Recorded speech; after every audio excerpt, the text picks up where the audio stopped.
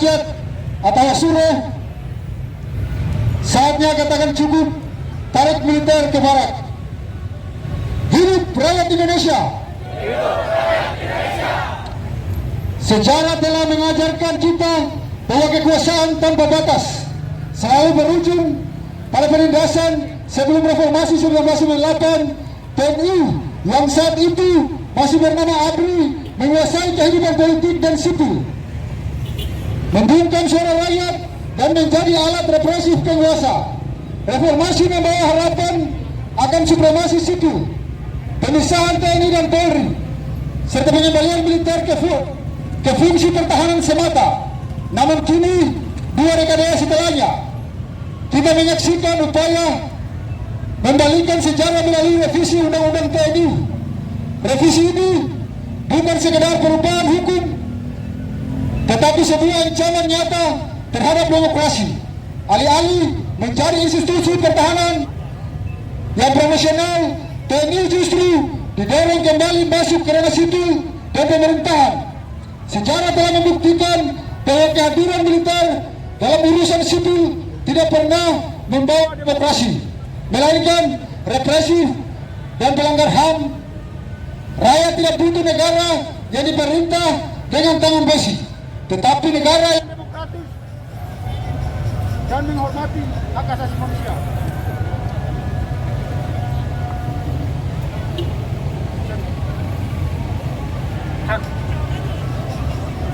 Hari ini, Aliansi Suara Rakyat merasa resah karena upaya negara dalam mengembalikan dominasi militer di ranah sipil yang membuka jalan untuk terjadinya pembungkaman kritik dan terkuat oligarki, pelanggar HAM dan seluruh hal terkutuk yang terjadi di masa Orde Baru. Revisi Undang-Undang TNI menjadi ancaman nyata bagi demokrasi yang telah diperjuangkan dengan darah dan air mata. Rakyat tidak boleh kembali hidup dalam bayang-bayang ketakutan akibat represif dan penyalahgunaan kekuasaan. Oleh karena itu, kami menuntut pemerintah untuk 1. Menolak revisi Undang-Undang TNI atau mencabut Undang-Undang TNI yang membuka jalan bagi fungsi TNI dan melegitimasi campur tangan militer dalam kehidupan sipil. Yang kedua, menuntut pengesahan rancangan Undang-Undang Masyarakat Adat untuk melindungi hak-hak masyarakat adat yang selama ini diabaikan. Menuntut budaya patriarki dan menuntut keterlibatan perempuan yang lebih luas dalam politik dan pengambilan kebijakan. 4. Menolak keberadaan militer organik dan non-organik serta perusahaan swasta di Papua yang memperparah konflik dan eksploitasi. Menolak segala bentuk militerisasi dalam pemerintahan dan institusi sipil yang mengerus supremasi sipil. 6.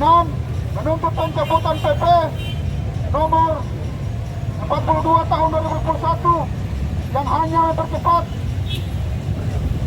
perampasan tanah rakyat demi kepentingan elit dan korporasi. Menolak kriminalisasi aktivis agraria dan menuntut penarikan aparat dari konflik agraria yang semakin merugikan rakyat kecil. Yang ke-8, mengutuk praktik otokratik legalisme yang membatasi hak rakyat atas informasi dan menuntut keterbukaan informasi publik.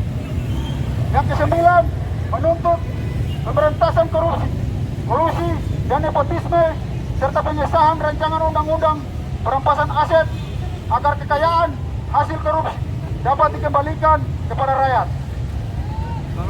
Yang ke-10, menuntut agar tragedi Kanjuruhan diakui sebagai pelanggaran HAM berat serta negara memenuhi hak-hak korban dan keluarganya. Hidup rakyat Indonesia! Hidup perempuan yang melawan! Hidup buruh! Hidup petani! Hidup korban! Hidup korban! Jangan diam! Jangan diam! Demikian penyampaian pernyataan sikap kami atas keterlibatan semua kolektif. Saya ucapkan terima kasih.